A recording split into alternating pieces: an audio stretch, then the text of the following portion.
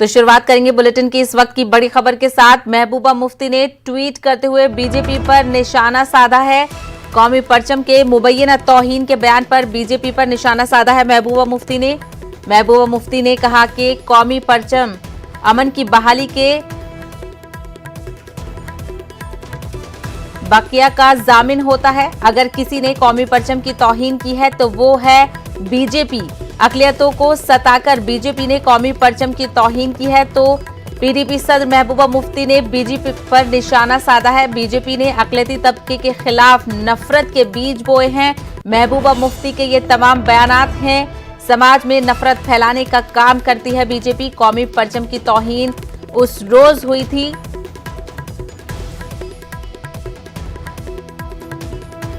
जब बीजेपी लीडरान ने मासूम बच्ची की असमत रेजी करने वालों की हिमायत की थी। मुजरिमों की हिमायत करके बीजेपी ने कौमी परचम की तौहीन की है। तो बेहद अहम खबर से हम आपको रूबरू करा रहे हैं जिसमें महबूबा मुफ्ती ने बीजेपी पर जमकर निशाना साधा है। जिसमें महबूबा मुफ्ती ने कहा है कि जो कौमी परचम है उसकी तौहीन बीजेपी ने की है। अगर किसी ने कौमी परचम की तौहीन की है तो वो सिर्फ बीजेपी है, ऐसा महबूबा मुफ्ती का कहना है। अकलियतों को सताकर बीजेपी ने कौमी परचम की तौहीन की है। बीजेपी ने अकलियती तबके के खिलाफ नफरत फैलाने का काम किया है और नफरत फैलाने का बीज बोया है बीजेपी ने, ऐसा महबूबा मुफ्ती का कहना है। समाज में नफरत फैलाने का काम करती है बीजेपी। तो सीधे तौर पर महबूबा मुफ्ती ने बीजेपी पर निशाना साधा है और कौमी परचम की तौहीन बीजेपी की तरफ से की गई है, ऐसा महबूबा मुफ्ती का कहना है। तो महबूबा मुफ्ती के हालिया बयान के मामले में ये दूसरा बयान आया है।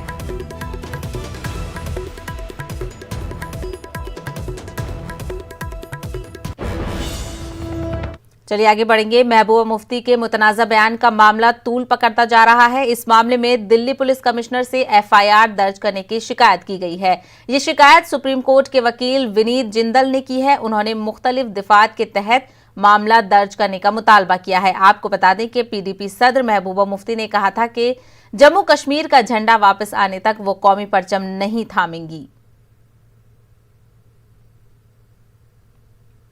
जम्मू कश्मीर की पूर्व सीएम महबूबा मुफ्ती के खिलाफ एक शिकायत दर्ज कराई है जो कि उनकी 23 तारीख की स्टेटमेंट्स के ऊपर है। 23 तारीख को उन्होंने भारतीय सरकार के खिलाफ बहुत से अपमानजनक शब्दों का प्रयोग किया है। साथ साथ उन्होंने हमारे देश के तिरंगे को भी अपमानित करने का काम किया है। उन्होंने ये तक कहा कि मुझे मेरा झंडा वापिस जब तक नहीं मिलेगा तब तक मैं तिरंगे को नहीं उठाऊंगी।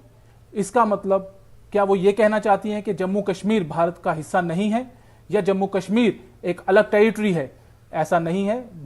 भारत के लिए जम्मू कश्मीर एक अभिन्न अंग है और हमारा कॉन्स्टिट्यूशन सिर्फ एक ही झंडे को रिकॉग्नाइज करता है, वो है हमारा तिरंगा, हमारा प्राइड।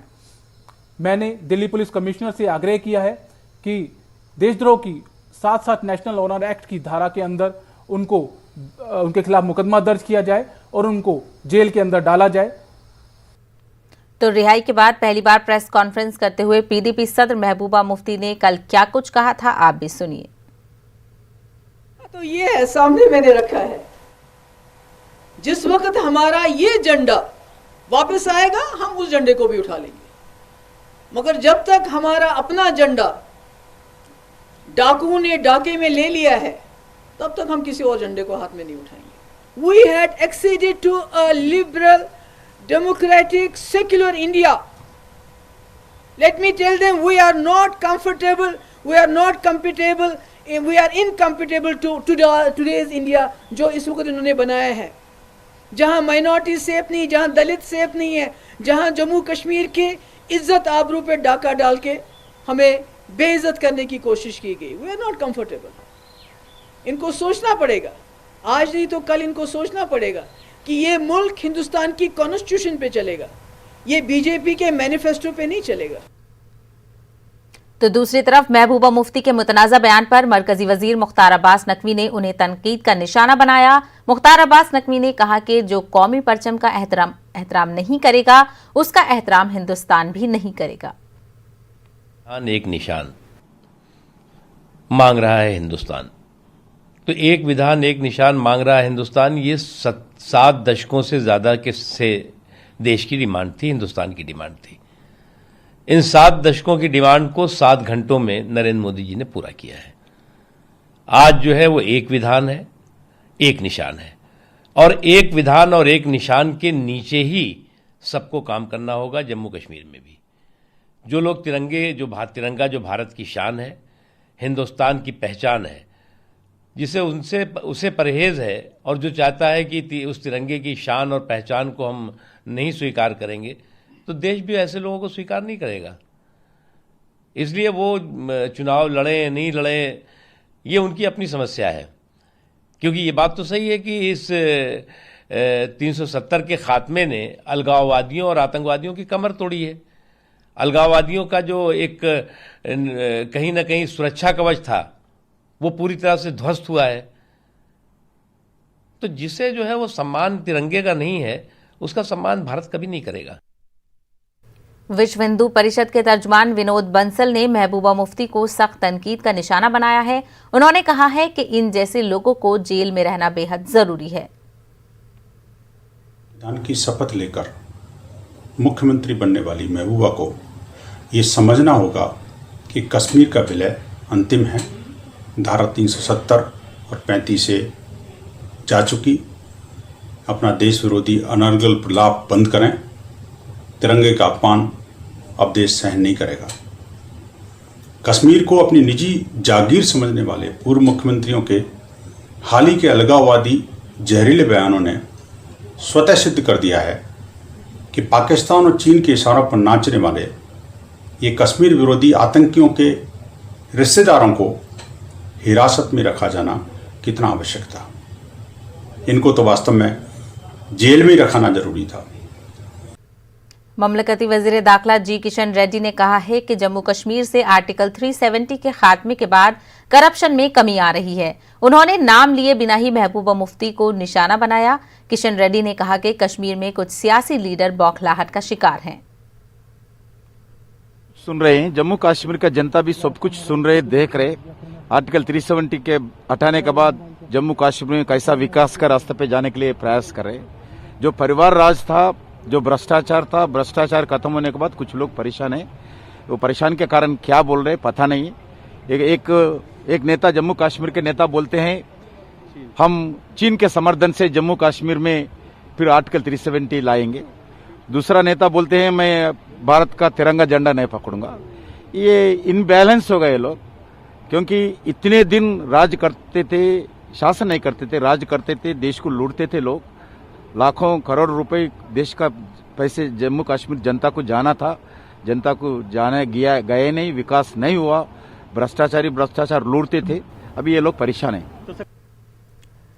तो वहीं जम्मू में डोगरा फ्रंट ने एहतजाज मुनज़्ज़म करते हुए महबूबा मुफ्ती के बयान की मुखालिफत की। कौमी परचमों के साथ जम्मू में ये मुजाहरा मुनज़्ज़म किया गया।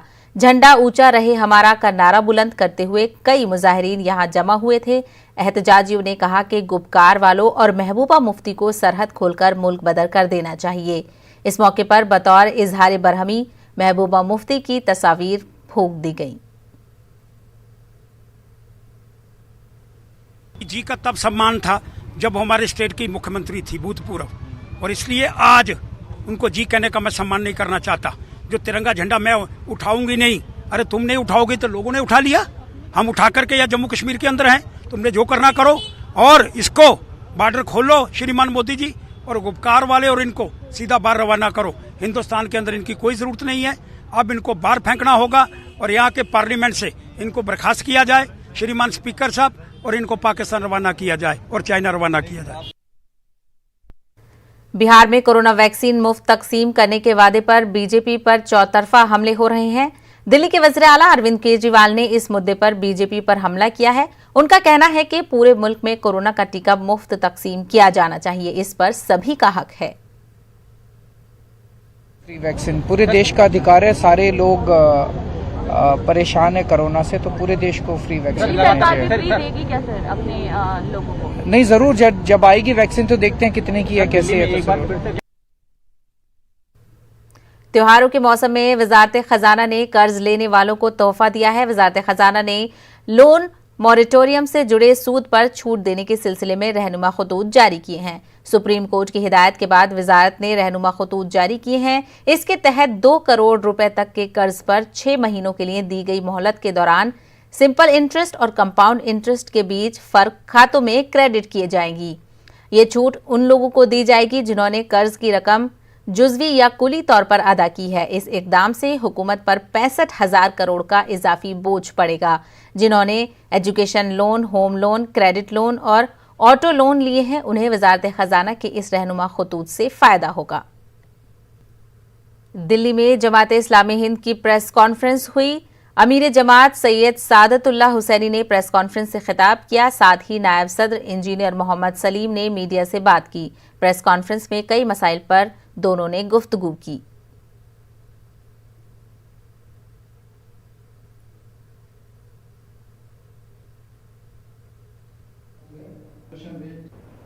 हुकूमत के गलत इक़दामात के खिलाफ खुलकर सामने आए, इसका बराबर मुतालबा करना चाहिए।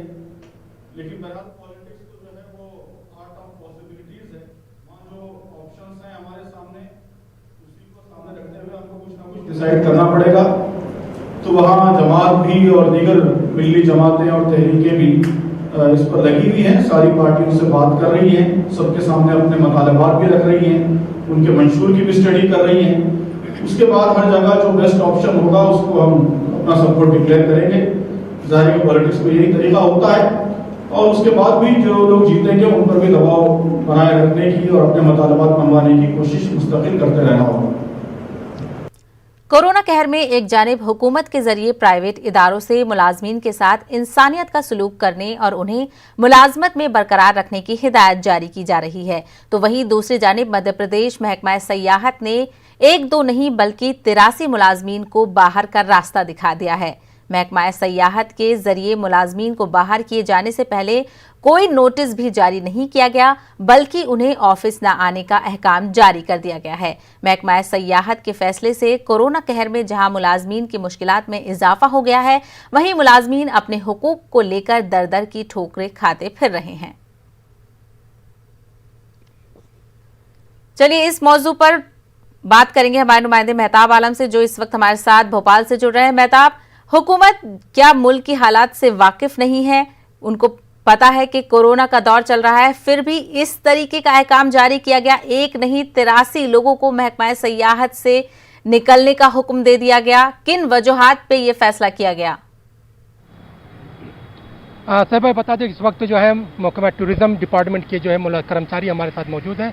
हालांकि जो अगर हम अजतबे की बात करें तो आज पूजा चल रही है, बहुत सारे मुलाजमीन जिन्होंने आने की बात की थी यहाँ पर नहीं पहुँच पाए। हुकूमत को सब मालूम है कि कोरोना के कहर में क्या क्या चीज़ें चल रही हैं, मुश्किलात क्या क्या हैं, और खुद जो है शिवराज हुकूमत ने भी जो है ये ऑर्डर किया था कि कोई किसी को निकाला नहीं जाएगा। यहाँ पर हमारे साथ मौजूद अनुज जी, क्या वजह है आप लोगों को जो है निकाला गया, कोई नोटिस जारी किया गया, क्या कहा? सर कोई नोटिस नहीं दिया गया हम लोगों को। अचानक से हम लोगों को बस एक ऑर्डर आता है शाम में, शनिवार के दिन, वो भी कि आप लोगों की बस सेवाएं समाप्त कर दी जाती हैं। हम 83 लोग हैं और हम विगत 10 से 12 सालों से पर्यटन में ही सेवाएं दे रहे हैं अपनी विभिन्न एजेंसियों के माध्यम से, और कोई कारण भी नहीं बताया। हमने अधिकारियों से भी बात करी है तो उनका भी कहना है कि बस पैसा नहीं है, सरकार कोई सपोर्ट नहीं कर रही है, पर्यटन विभाग का भी कोई सपोर्ट सरकार की तरफ से नहीं किया जा रहा है। तो पैसा नहीं है तो कर्मचारियों की छटनी इस तरह से की जाएगी, इस तरह से अपने रेवेन्यू को मेंटेन किया जाएगा, क्या वजह मानते हैं शरीफ साहब आपको निकाला गया?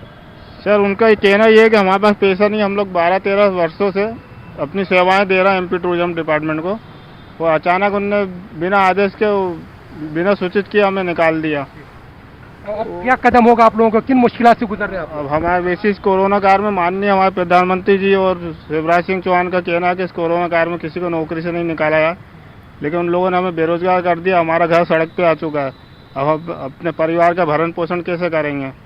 हम बहुत परेशान हैं। यहाँ पे देखा जाते हैं लोग परेशान है। यहाँ पर जो है कर्मचारियों के साथ साथ जो है कुछ तंजीमें भी इनके हिमायत में आगे। मुस्लिम विकास परिषद के अध्यक्ष महर साहब मौजूद है। महर साहब, एक तरफ तो हुकूमत कहती है किसी को नहीं निकाला जाएगा, वहीं पर एक साथ 83 लोगों को बाहर किया जाता है बगैर किसी नोटिस के, और कह दिया जाता है कि हमारे पास पैसे नहीं है। देखिए हो या रहा है आजकल कि हुकूमत जो है दोहरा मापदंड अपनाई हुई है, और ये इन्होंने कानून भी चुपके से पास कर लिया है इस वक्त लॉकडाउन के टाइम पे। वो ये कहा कि अगर हम किसी को निकालेंगे तो कोई नोटिस की हमें ज़रूरत भी नहीं है और कोर्ट जाने की पोजीशन में भी कोई जो कर्मचारी वो नहीं रह पाएगा। बड़ा अफसोस की बात है कि जिस सरकार ने 2014 के अंदर ये कहा था कि 2 करोड़ नौकरियां हम दिया करेंगे, लेकिन आज तक लोगों को 1 लाखों में भी कोई नौकरी नहीं मिली, हज़ारों में भी नहीं मिली, बल्कि उल्टा निकाला जा रहा है। और सबसे मतलब है कि अफसोस की बात ये है कि मध्य प्रदेश शासन कि ये जो कर्मचारी जो कह रहे हैं कि 12-12, 15-15 साल से ये लोग अपनी सेवाएं वहाँ दे रहे थे और उसके बाद इनको बिना किसी नोटिस के निकाल दिया, ये बहुत ही ज़्यादा निंदनीय है और सरकार को इसके बारे में गौर करना चाहिए। और सरकार को गौर करना चाहिए। तो अनुरूप अब कदम क्या होगा, क्योंकि मुश्किलात के पहाड़ आप लोगों के सामने खड़े हो गए। सर हम तो अब 1 महीने से हम लोगों की नौकरी गई हुई है और हम मतलब वापस आने के साथ साथ बाकी जगहों पर भी प्रयासरत हैं कि कहीं हमें नौकरी मिल जाए, कहीं कोई काम मिल जाए, पर अभी समय ही ऐसा चल रहा है कि कहीं नौकरी या कोई काम ऐसा भी मिल ही नहीं रहा है। एक तरफ तो हम रोज नए नए वादे सुनते हैं शिवराज जी के कि कर्मचारियों को बोनस देंगे, प्रोत्साहन राशि देंगे, और दूसरी तरफ हम लोगों को सिर्फ यही कह के नौकरी से निकाल दिया जाता है कि हमारे पास आपकी तनख्वाह देने के पैसे नहीं है। मतलब दोहरा मापदंड अपनाया जा रहा है। बिल्कुल सर, बिल्कुल अपनाया जा रहा है। हम तो पिछले 3 महीने से सर आधी सैलरी पे काम कर रहे थे, इसके बजाय कि निकाल दिया, उन्होंने कहा था कि आप लोग आधी सैलरी पे काम कर लें, तो हम तो उसमें भी एग्री हो गए थे, पर अब सरकार पे इतना ही पैसा नहीं। हम 83 लोगों की कुल सैलरी 5 लाख रुपए होती है, तो क्या शिवराज जी 5 लाख रुपए का अनुदान हर महीने नहीं दे सकते क्या पर्यटन की? साहब आपने देखा कि यहाँ पर जो कर्मचारी है, पहले तो इनको जो है ये कहा गया कि जो है डिपार्टमेंट के पास, विभाग के पास पैसे नहीं है, तो उनसे आधी सैलरी पे काम करवाया गया और फिर खामोशी से एक ऑर्डर किया जाता है कि कल से आप लोग ऑफिस नहीं आएंगे और 83 लोगों को बाहर का रास्ता दिखा दिया जाता है। एक तरफ यही सरकार, चाहे हम केंद्र सरकार की बात करें या राज्य सरकार की बात करें, यहाँ पर मुलाजिमीन को जो है बोनस जो है तोहफा देने की बात की जा रही है, और वहीं पर मुलाजिमीन कुछ ऐसे भी हैं जिनके घर में जो है चिराग जलने के लिए तेल तक भी मौजूद नहीं है। मतलब हर महकमे में कुछ ना कुछ रूल्स होते हैं जिनके तहत जो मुलाजमीन को निकालने से पहले नोटिस पीरियड सर्व करना होता है, तो ऐसे में इतना जल्द फैसला क्यों लिया गया कि इनको कोई नोटिस पीरियड का भी टाइम नहीं दिया गया है, सीधे इनको ऑफिस आने से मना कर दिया गया? देखिए, इसकी वजह सीधे से ये बताई जा रही है क्योंकि टूरिज्म डिपार्टमेंट के पास बताया जा रहा है कि इनका कहना है कि वहाँ पर जो है पैसे नहीं है, क्योंकि कोरोना कहर में जो डिपार्टमेंट जो है की माली हालत जो है उसकी वित्तीय स्थिति जो है बहुत खराब हो चुकी है। ऐसे में विभाग के जो अपने कर्मचारी उनका क्या होगा? हालांकि अगर आप देखें तो छोटे कर्मचारियों पर तो उनको बाहर किया गया है, लेकिन वो लोग जिनकी सैलरी लाखों में है उनमें से किसी एक के ऊपर भी गाज नहीं गिरी है। ये बड़ा अहम सवाल है और इस पर सोचने वाली बात है। तो भोपाल में महकमा सयाहत के 83 लोगों को कंपनी से निकालने का अहकाम जारी कर दिया और हुकूमत का ये कहना है कि उसके पास पैसे नहीं है। तो ऐसे में आप देख सकते हैं कि मुल्क के हालात क्या हो रहे हैं। एक तरफ इंतखाबात नजदीक हैं और दूसरी तरफ हुकूमत का इस तरीके का अमल सामने आ रहा है। मेहताब, बेहद शुक्रिया तफसीलात के लिए। तो रुख करते हैं एक बड़ी खबर की तरफ जो कि यूपी के कानपुर से आ रही है। यूपी के कानपुर से ये बड़ी खबर आ रही है। दबंगों ने बच्चों के तनाजा में खवातीन समेत अफरादे खाना को पीटा। तो आपको बता दें, कानपुर में बच्चों के तनाजा में खवातीन समेत अफराते खाना को भी पीट डाला। बेरहमी से पिटाई का वीडियो वायरल हो रहा है और इस मामले में पुलिस ने अभी तक कोई भी कार्रवाई नहीं की है। मिशन शक्ति के तहत खवातीन की सलामती का दावा नाकाम हो गया है। आवाम खामोश तमाशाई बनी रही। तो बेहद अहम खबर हम आपको बता रहे हैं, जहां एक तरफ मिशन शक्ति के तहत खवातीन की सलामती के दावे किए जा रहे हैं, तो दूसरी तरफ दबंगों ने बच्चों के तनाजा में खवातीन समेत अफरादे खाना की खूब पिटाई की और जिसका वीडियो वायरल हो रहा है। वीडियो में साफ देखा जा सकता है कि कैसे बेरहमी से अफरादे खाना की पिटाई की जा रही है और जरा सी मामूली सी बात पर, जो कि बच्चों का तनाजा था, और बच्चों का तनाजा इतना बढ़ गया कि दबंगों ने खवातीन समेत अफरादे खाना को जमकर पीटा, जिसका वीडियो वायरल हो रहा है। और यहां तक कि इस मामले में पुलिस ने अभी तक कोई कार्रवाई नहीं की है।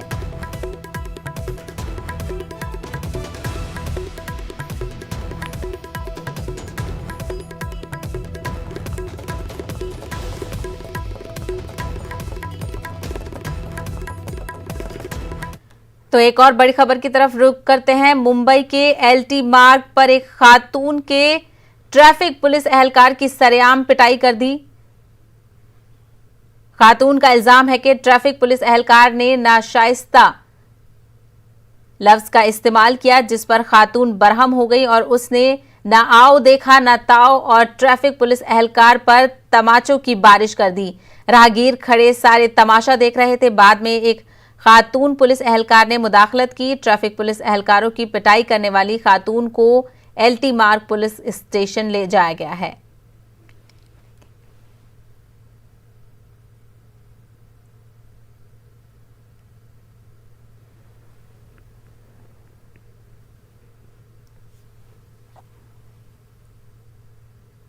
और अब बात नेक घड़ी की, जिसका आपको इंतजार रहता है, और ये खुशखबरी लेकर अमेज़न आया है, वो भी त्योहारों के दौरान, क्योंकि त्योहारों में खरीदारी की रिवायत है। ऐसे में इस खरीदारी पर अगर हमें बम्पर छूट मिल जाए तो फिर होगा ना ये सोने पर सुहागा। अमेज़न ग्रेट इंडिया फेस्टिवल वही सुहागा है जहां ब्रांड तो बड़े बड़े हैं लेकिन कीमत है बेहद कम। तो आइए देखिए आज की खरीदारी में क्या है आपके लिए बेहतरीन deal. Great Indian festival happiness upgrade days अब शुरू हो गए हैं। स्मार्टफोन्स, अप्लायंसेज एंड इलेक्ट्रॉनिक्स को अपग्रेड करें। ये हैं आज की टॉप डील्स। OnePlus 8 5G अब सिर्फ 39,999 रुपए में। गेमिंग लैपटॉप्स पर 35,000 रुपए तक की छूट। Redmi 9A अब 6,799 रुपए में। Samsung Galaxy Watch 46mm LTE अब 17,990 रुपए में। LG 6.5 kg fully automatic washing machine अब 14,990 रुपए से शुरू। LG 43 inches full HD LED smart TV अब 28,990 रुपए में। Amazon Great Indian Festival Happiness Upgrade Days live now। Kashmir के नौजवानों के हुनर को पहचानने और उसे दुनिया से रूशनास कराने के लिए न्यूज़ 18 उर्दू के टैलेंट हंट शो कश्मीर के सितारे के तहत श्रीनगर में ऑडिशंस मुनक्किद हुए। कश्मीर के मुख्तलिफ इलाकों से नौजवानों ने ऑडिशंस में हिस्सा लिया और अपने हुनर का भरपूर मुजाहरा किया। मैं थर्ड से जो है जो रैप है उसमें मैं उस फील्ड में हूँ। शाम को तो सभी न्यूज़ 18 उर्दू देखती है, मैं भी देख रहा था न्यूज़ 18 उर्दू, तो वहीं से मुझे पता चला कि अब कश्मीर में इवेंट होने जा रहा है। तो वहीं से मैंने व्हाट्सएप नंबर लिया, तो मैंने अपना पहला जो ऑडिशन दिया वहीं से। तो फिर मुझे कॉल आया कि आप सिलेक्ट हो चुके हैं। नो सर, जो ये रैप है ये मेरा ड्रीम है, और जो ये रैप फील्ड है मुझे किसी भी सूरत में हासिल करना है। और मैं चाहता हूँ कि मुझे और मतलब जैसे कि आज ऐसा सपोर्ट मिला, पहले तो मुझे ऐसे सपोर्ट नहीं मिलता था। ये मेरा पहला ही इवेंट है यहाँ पर मैं जो कर रहा हूँ, अपनी जिंदगी में पहला इवेंट है ये मेरा। तो मैं चाहता हूँ कि मुझे और इसी तरह और ज्यादा सपोर्ट मिले ताकि मैं अपना जो टैलेंट है वो बाहर ला सकूं। फैमिली का तो मुझे 100 में से 101% सपोर्ट है, स्पेशली पापा का। तो पापा ने बोला कि बेटा जिसमें तेरा इंटरेस्ट है तू वो कर। तो मैंने पापा को बोला कि पापा मुझे रैप में ज्यादा है, तो इसलिए पापा ने बोला कि आपके लिए मैं कुछ भी कर सकता हूँ, तो आप जाइए कश्मीर के सितारे में। तो पापा का 100% सपोर्ट है। तो घर में जो है वो मतलब कि मुझे उतने सारे मतलब म्यूजिकल बैंड्स नहीं है घर पे, लेकिन हाँ मैं घर में स्पीकर है मेरा एक, तो मैं यूट्यूब से वहाँ से बीट्स डाउनलोड करता हूँ, तो वहाँ पर प्रैक्टिस करता हूँ थ्रो बीट्स। करीब हूँ मैं खुद से लेकिन फिर भी दूर हूँ, जीना तो नहीं लेकिन मैं मजबूर हूँ। टूटा अब मैं पूरा और कितना टूटूंगा आंसू के बगैर, और कितना जीऊंगा जिस्म में अब रूह नहीं, और कितना मरूंगा। ख्वाब मेरे अब टूटने लगे हैं, जिंदगी सजाई थी बिखरने लगी है। नफरत का वो मतलब तूने ही सिखाया।